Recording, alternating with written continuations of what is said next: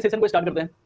पहला सवाल आपसे पूछा गया है कि which state is planning to establish an aeropolis cities around upcoming international airports. ठीक है, कौन सा राज्य अपने आगामी अंतरराष्ट्रीय हवाई अड्डे के आसपास एक एरोट्रोपोलिस सिटी स्थापित करने की योजना बना रहा है? कौन सा राज्य योजना बना रहा है? रिसेंटली अगर आप देखोगे, आपने न्यूज में सुना होगा कि उत्तर प्रदेश के अंदर नोएडा के आसपास एयरपोर्ट बनाया गया, डिफेंस के लिए एयरपोर्ट बनाया गया। ठीक है, और यहीं पे नोएडा के आसपास जो है एयरपोर्ट के पास बोला गया है कि एक एरोपोलिस मेट्रो सिटी बनाई जाए, तो वहां पे सारी डेवलपमेंट, सारी फैसिलिटीज आपको दी जाएगी। ठीक है, तो राइट आंसर क्या हो जाएगा? उत्तर प्रदेश। उत्तर प्रदेश का देखो एक चीज और बहुत फेमस हुआ है, उत्तर प्रदेश ने जो आपने देखा होगा ना smart city mission, smart city mission जो 2015 में लॉन्च हुआ था, जिसके अंदर 100 स्मार्ट सिटी बनाने की बात की गई थी, तो इस साल उत्तर प्रदेश नंबर 1 रहा है स्मार्ट सिटी मिशन के अंदर भी। ठीक है, बिल्कुल सही कहा मोहित कुमार, जवाहर एयरपोर्ट के आसपास जो है ये आपको एरोट्रोपोलिस सिटी बनाने की वहां पे बात की गई। और उत्तर प्रदेश के बारे में एक चीज और देख लीजिएगा कि जो लोकल डायलेक्ट है इसके अंदर डिक्शनरी उत्तर प्रदेश के अंदर निकाली गई है, तो 3-4 चीजें यूपी के अंदर हुई है। India has partnered with which country to deploy 10,000 made in India electric buses across Indian cities. बताओ कि भारत जो है हमारा देश, उसने किसके साथ पार्टनरशिप करा है जिसके अंदर 10,000 जो है बसेस चलाने की, इलेक्ट्रिक बसेस चलाने की बात की गई है। और ये सारे के सारे बस जो अगर आप देख रहे हो तो टेक्नोलॉजी ट्रांसफर के बेसिस पे ये बनाया जाएगा, इंडिया के अंदर ही बनाया जाएगा इन सबको। ठीक है, तो ये सारी बसेस मेक इन इंडिया होगी।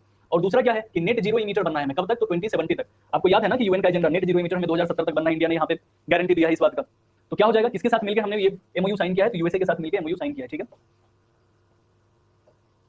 एज पर railway board circular what is the ex gratia payment of victims of diseased passenger in train accident. देखो ये जो एक्सीडेंट की बात की गई है, जनरल पेशेंट के एक्सीडेंट की बात की गई, हर डिपार्टमेंट में अलग अलग दिखेगा। फॉर एग्जांपल ये जो है जनरल डिपार्टमेंट का, अगर आप जनरल का टिकट लेके जा रहे हो ना, ट्रैवल कर रहे हो, तो ये अमाउंट आपसे पूछा गया। अगर आप एसी बसेस, एसी कोच के अंदर जा रहे हो, तो अगर आपकी डेथ हो जाए तो वहां पे 10 लाख रुपीस का पेमेंट दिया जाता है, और डिसेबिलिटी होने पे 5 लाख दिया जाता है। ठीक है, हालांकि ये नहीं पूछा जाता है, इन जनरल वाला पूछा जाता है। तो बताइए जनरली विक्टिम को कितना पैसा दिया जाएगा रेलवे के द्वारा? रिसेंटली आपने देखा कि बहुत सारे इंसिडेंट हुए हैं रेलवे के अंदर, हर दिन आए दिन घटनाएं घटती रहती है, और उसके पीछे वजह भी है। करीब करीब देखा जाए तो 10 लाख के आसपास जो है वैकेंसी खाली है रेलवे के अंदर, बहुत सारा वर्कलोड बढ़ गया है। तो क्या हो जाएगा? तो देखो ये अमाउंट बढ़ा के कितना कर दिया गया है? तो ये 5 लाख कर दिया गया। ठीक है, Which Indian state signed MOU with the British Council for Research Faculty Student Exchange Program? Basically देखो ये एक तरह का ग्लोबल इनिशिएटिव है। इस इनिशिएटिव के अंदर हम क्या करते हैं कि एक जगह से दूसरी जगह जैसे लोग जाते हैं ना, तो क्या होता है कि कल्चरल डाइवर्सिटी भी आपको देखने को मिलता है। बेसिकली इसके अंदर ग्लोबल गो इनिशिएटिव एक आपने सुना होगा, क्या? तो ग्लोबल गो इनिशिएटिव। अब ग्लोबल गो इनिशिएटिव के अंदर बेसिकली क्या होता है कि हमारे बच्चे दूसरे देश में पढ़ने जाएंगे, वहां के लोग हमारे यहाँ पढ़ने आएंगे। तो बताइए ये ब्रिटिश काउंसिल के साथ, ब्रिटेन के साथ किस स्टेट ने ये एमओयू साइन किया है कि हम अपने स्टूडेंट को वहां पे ट्रांसफर करेंगे और वहां के स्टूडेंट हमारे यहाँ पे आएंगे? जल्दी से बताइए, बताइए जल्दी से, इसका आंसर क्या होगा? 2 बच्चे देख रहे हैं और वो भी आंसर नहीं कर रहे हैं। आंसर करना चाहिए, आंसर करने में क्या प्रॉब्लम है? तो देखो किसके साथ किया गया है, तो ये तमिलनाडु के साथ किया गया है एमओयू साइन। ठीक है, अब ये सवाल मैंने इससे पहले भी पूछा था, तो इस बार गलत नहीं होना चाहिए। सवाल क्या है कि which state unveiled the statue of Adi Shankaracharya named statue of oneness. किस राज्य ने आदि शंकराचार्य की प्रतिमा स्टैच्यू ऑफ वननेस का अनावरण किया? एक चीज तो आपको यहाँ से ये पता चलती है कि स्टैच्यू ऑफ वननेस जो है ये किससे रिलेट करेगा? तो आदि शंकराचार्य से रिलेट करेगा। अब क्या हुआ था कि जब 12 साल के थे ना, 12 इयर्स ओल्ड आदि शंकराचार्य, तो इन्होंने मध्य प्रदेश विजिट किया था। मध्य प्रदेश के अंदर एक जगह है ओमकारेश्वर, ओम की शेप का दिखता है ये जगह बेसिकली, तो इसलिए ओमकारेश्वर इसको नाम दिया गया। ठीक है, तो राइट आंसर क्या हो जाएगा? मध्य प्रदेश। ठीक है, रिसेंटली हमने ये सवाल देखा भी था, अगर आपको याद हो तो। गुड मॉर्निंग श्रेया, आप लोग आज लेट हो गए। Which country introduced Global Biofuel Alliance (GBA)? किस देश ने ग्लोबल बायोफ्यूल अलायंस की शुरुआत की है? G20 समिट के अंदर इंडिया का 2 एजेंडा था, पहला बायोफ्यूल को लेकर और दूसरा हाइड्रोजन फ्यूल को लेकर। अगर आपको याद हो तो ये 2 एजेंडा G20 के अंदर इंडिया लेके आया था, बायोफ्यूल और हाइड्रोजन का, और ये दोनों आपको याद रखना है। ठीक है, As per recent data, state rejected what percent of land claims submitted by tribals under the Forest Right Act?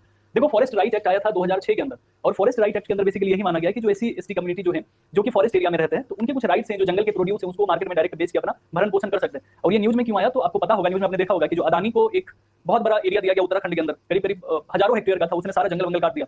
97% जो उत्तराखंड के अंदर क्लेम किया गया है लैंड, इसको रिजेक्ट कर दिया गया सरकार के द्वारा। ओवरऑल देश की बात की जाए तो 40% जो लैंड है, जो ट्राइबल एरियाज के अंदर है, ट्राइबल पीपल्स का था, अब इसको उनसे छीन लिया गया है। बेसिकली माइनिंग वगैरह हो रही है, आपको पता है कि सबसे बड़ा तो वही प्रॉब्लम है, माइनिंग की वजह से ये सारी चीजें होती रहती है।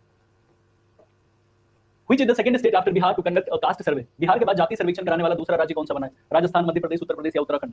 कौन बनेगा? बताइए जल्दी से। श्रेया का आंसर बिल्कुल सही था, 40% इज द राइट वन। ठीक है, और सबसे ज्यादा अगर आपसे पूछा जाए तो वो भी याद रखिएगा कि सबसे ज्यादा कहां पे मतलब कब्जा किया गया गवर्नमेंट के द्वारा, तो उत्तराखंड के अंदर सबसे ज्यादा कब्जा किया गया। 97% पॉपुलेशन जो लैंड एरिया था ट्राइबल्स का, उसको गवर्नमेंट ने अपने अंदर ले लिया था। तो यहाँ पे क्या हो जाएगा? तो यहाँ पे राइट आंसर हो जाएगा राजस्थान। रिसेंटली स्कूल के ऊपर रिपोर्ट आई है, गवर्नमेंट स्कूल्स के ऊपर। ठीक है, गवर्नमेंट स्कूल्स के ऊपर ये चीज मैं आपको इन जनरल बता देता हूँ। 2022 से लेकर 2024 तक एक साल के अंदर करीब करीब 68,000 स्कूल्स जो है गवर्नमेंट स्कूल्स को बंद कर दिया गया। ये भी एक डाटा है, अगर कहीं पूछ ले किसी एग्जाम में तो याद रखिएगा। Which Indian state announced one time payment for gig workers? हालांकि देखो ये कभी मिला नहीं किसी को। चुनाव के टाइम पे प्रचार किया गया था कि अगर हम सरकार में आएंगे, हालांकि बिल भी पास कर दिया गया था, लेकिन उसके बाद सरकार बदल गई तो कभी पैसा मिला ही नहीं है। अशोक गहलोत का ये वादा था राजस्थान के अंदर कि अगर हम अगली बार जीत के आ गए तो हम one time direct benefit transfer देंगे हर एक गिग वर्कर को, कितना? तो 5,000 रुपए का। और चूंकि वो चुन के नहीं आया, इसीलिए जो है ये पैसा किसी को मिला ही नहीं एक्चुअली। अभी देखो हरियाणा में चुनाव है, अगर मैनिफेस्टो अगर आप देखोगे, संकल्प पत्र कहा गया है, उसके अंदर अग्निवीर को रिटायरमेंट के बाद जॉब की बात की गई है, 500 रुपीज में सिलेंडर की बात की गई है, बहुत सारी बातें की गई है, एमएसपी को बढ़ाने की बात की गई है, और इसीलिए कहीं ना कहीं वन नेशन वन इलेक्शन जो है वो इस देश के लिए खतरा है। अब देखो इलेक्शन हो रहे हैं तभी तो ये सिलेंडर 500 का वहां लोगों को मिल रहा है, नहीं होता तो ये थोड़ी मिलता 500 का। चलिए इसका बताइए, India signed MoU with which country in green hydrogen and supply chain? किसके साथ करेगा India MoU sign green hydrogen के लिए? किसके साथ करेगा? बिल्कुल सही, सऊदी अरेबिया के साथ किया है। ग्रीन हाइड्रोजन की अगर आप बात करोगे ना, तो सबसे प्योरेस्ट फॉर्म ऑफ एनर्जी को जो प्रोड्यूस किया जाता है वो हाइड्रोजन के थ्रू किया जा सकता है। हालांकि हाइड्रोजन को स्टोर करना बहुत मुश्किल है, इसका जो रखरखाव है ये थोड़ा मुश्किल है, क्योंकि अगर आप देखो तो कलरलेस गैस है, ऑर्डरलेस गैस है, तो बहुत सारी प्रॉब्लम्स हो जाती है, बहुत जल्दी आग पकड़ लेता है। The constitution of India empowers the supreme court of India to adjudicate dispute between the center and the state through। क्या होगा, किसके थ्रू किया जाएगा? क्वेश्चन नंबर 11 का आंसर कीजिए। देखो हमारे इंडिया के अंदर अगर टू स्टेट्स के बीच में अगर कोई डिस्प्यूट हो जाए, सेंटर और स्टेट के बीच में कोई डिस्प्यूट हो जाए, एक तरफ स्टेट हो और एक तरफ बहुत सारे स्टेट हो, मल्टीपल स्टेट्स हो, 2 और मोर देन 2 स्टेट्स हो, अगर इस तरह की डिस्प्यूट हो जाए तो इसको कौन करेगा? सुप्रीम कोर्ट किसके अंदर करेगा? तो बिल्कुल सही, किसके अंदर करेगा? तो ओरिजिनल जुरिस्डिक्शन के अंदर। देखो ओरिजिनल जुरिस्डिक्शन का सिंपल सा मतलब है कि यहाँ जो कार्यभार होता है वो सिर्फ इसी का होगा। For example election of president and vice president, तो प्रेसिडेंट और वाइस प्रेसिडेंट का जो इलेक्शन का काम होता है वो भी देखोगे तो सुप्रीम कोर्ट का ओरिजिनल जुरिस्डिक्शन के अंदर आता है। एपीलेट जुरिस्डिक्शन क्या होता है? इसके अंदर बेसिकली अपील की जाती है लोअर कोर्ट से हायर कोर्ट में, जो आप अपील करते हो एपीलेट जुरिस्डिक्शन के अंदर आएगा। एडवाइजरी जुरिस्डिक्शन कब होता है? जब प्रेसिडेंट किसी कॉन्स्टिट्यूशन के अंदर कुछ उनको चेंज करना हो या कुछ उनको लगे कि यहाँ पे गलत हो रहा है, तो वो एडवाइस ले सकते हैं सुप्रीम कोर्ट से, या supreme court president of India को कोई एडवाइस दे सकता है, टेंडर कर सकता है। अपील एपीलेट जुरिस्डिक्शन का मतलब क्या होता है कि आप अपील कर रहे हो। सपोज करो कि मैं डिस्ट्रिक्ट कोर्ट में था, डिस्ट्रिक्ट कोर्ट ने मुझे फांसी की सजा सुना दी, मैं हाई कोर्ट चला गया, वहां मुझे लाइफ इंप्रिजनमेंट मिल गई, मैं सुप्रीम कोर्ट चला गया, वहां मुझे 10 साल की सजा कम हो गई। तो यही चीज होता है कि आप अपील कर सकते हो लोअर टू हायर कोर्ट के अंदर, ठीक है।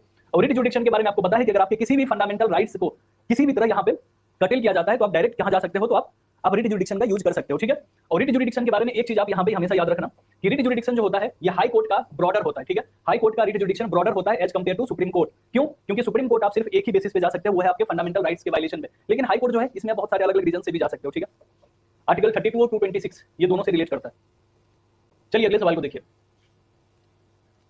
बिल्कुल सही कहा मोहित ने, सुप्रीम कोर्ट का जो होता है आर्टिकल 32 के अंदर दिखेगा, हाई कोर्ट का 226 के अंदर दिखता है। बेसिकली देखोगे तो अगर मेरे साथ कुछ गलत हो रहा है तो मैं किसको यूज करूंगा? तो हेबियस कॉर्पस को यूज करूंगा। कोई ऑफिस कुछ गलत कर रहा है तो सुप्रीम कोर्ट या हाई कोर्ट क्या करेगी? मेंडामस का यूज करेगी। मेंडामस का मतलब होता है कमांड देना। इसके साथ साथ सर्स्यूरी, को वारंटो, ये बेसिकली 4 तरह के रीट जो है नॉर्मल आपको दिखेंगे। और पांचवा जो होता है वो होता है प्रोहिबिशन, ठीक है। तो टोटल 5 रीट है, लेकिन प्रोहिबिशन बहुत कम देखने को मिलता है। 4 रीट जो है आपको नॉर्मली दिखते रहेंगे न्यूज में भी। Consider the following statements about performance grading index, ठीक है। पहला क्या है कि यूनियन, अच्छा ये रहा आपका सेकंड स्टेटमेंट, थोड़ा सा लिखने में गलती कर दिया। एचआरडी मिनिस्ट्रीज को कंपाइल करती है। और दूसरा है कि इंडेक्स जो है वो 500 पॉइंट ग्रेडिंग सिस्टम के ऊपर काम करता है। ये इंडेक्स जो है ये 1000 पॉइंट पे काम करता है। कितना? 1000 पॉइंट पे। ओवरऑल करीब करीब देखोगे तो 50 प्लस इसके इंडिकेटर्स होते हैं। एक दो इंडिकेटर्स नहीं होते, बहुत सारे इंडिकेटर्स यहाँ पे आपको देखने को मिलेगा। तो राइट आंसर क्या हो जाएगा इसका? 1 only. In which market form a market और industry is dominated by a few firms. ध्यान से देखिएगा, मोनोपोली के अंदर क्या होता है कि सिर्फ एक फर्म जो है वो पूरे के पूरे मार्केट को डोमिनेट करता है। For example east India company 1813 तक क्या था? इसका मोनोपोली था। और 1833 तक क्या था? तो टी ट्रेड के ऊपर इसकी मोनोपोली थी।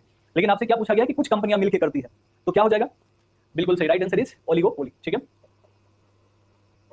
Which of the following state are not covered by the panchayat raj? 3 states हैं टोटल इंडिया के अंदर, 3 स्टेट्स हैं और एक आपका यूनियन टेरिटरीज है। तो यूटी के अंदर तो दिल्ली आ जाएगा। तो बताइए कि 3 स्टेट्स कौन कौन से हैं? 2 तो आपको यहां दिख जाएंगे, एक आपको गेस करना है। तीनों बताना है आपको, जल्दी से बताइए। अभी तक एक भी आंसर नहीं आया। देखो 3 स्टेट है, नागालैंड, मेघालय एंड मिजोरम, ठीक है। ये 3 स्टेट ऐसे हैं जहां पे आपको कोई भी पंचायती राज सिस्टम नहीं देखने को मिलता है। इसके साथ साथ यूनियन टेरिटरी की बात करें तो दिल्ली के अंदर भी आपको कोई भी पंचायती राज सिस्टम देखने को नहीं मिलता है, ठीक है। तो ये 4 चीजें आप हमेशा याद रखिएगा। तो क्या हो जाएगा? Meghalaya and Nagaland. Which one of the following are is और are stated in the constitution of India? 2 statement दिए गए हैं, ध्यान से देखिएगा कि क्या हमारे संविधान के अंदर लिखा हुआ है, मेंशन है, इसके बारे में आपसे पूछा गया है। देखो यहाँ पे बेसिकली पार्लियामेंट की अगर बात की गई है तो आर्टिकल 79 ऑफ इंडियन कॉन्स्टिट्यूशन ये क्या कहता है कि parliament consist of president of India plus Lok Sabha plus Rajya Sabha, lower house plus upper house, ठीक है। अब यहाँ पे ध्यान से देखिए, the parliament shall consist of president and 2 houses, ये तो देखो 100% करेक्ट है। फर्स्ट क्या है, the president shall not be member of either house of the parliament, क्या होगा बताइए जल्दी से। बिल्कुल सही, दोनों के दोनों स्टेटमेंट जो यहाँ पे करेक्ट आपसे पूछा गया, तो बोथ स्टेटमेंट आर करेक्ट। देखो प्रेसिडेंट के इलेक्शन को लेकर आपको पता है आर्टिकल 52 के अंदर ऑफिस के बारे में बात की गई है। आर्टिकल 54 के अंदर इलेक्शन प्रोसीजर की बात की गई, जिसमें प्रोपोर्शनल रिप्रेजेंटेशन आप देखते हो, सीक्रेट बैलेट के थ्रू इलेक्शंस होते हैं, सिंगल ट्रांसफरेबल वोट आपको दिखता है।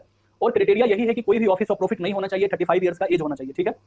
तो ऑफिस ऑफ प्रॉफिट होता तो ये देखो अगर किसी भी मेंबर के अगर वो सदस्य होंगे तो ऑफिस ऑफ प्रॉफिट हो जाएगा ना। चलिए अगले सवाल को देखिए। Which of the following were the recommendations of the Dinesh Goswami committee? देखो दिनेश गोस्वामी कमेटी की अगर बात करोगे ये इलेक्शन प्रोसीजर से ही रिलेट करता है।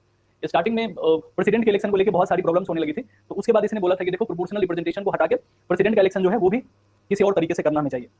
तो क्या होगा बताइए जल्दी से,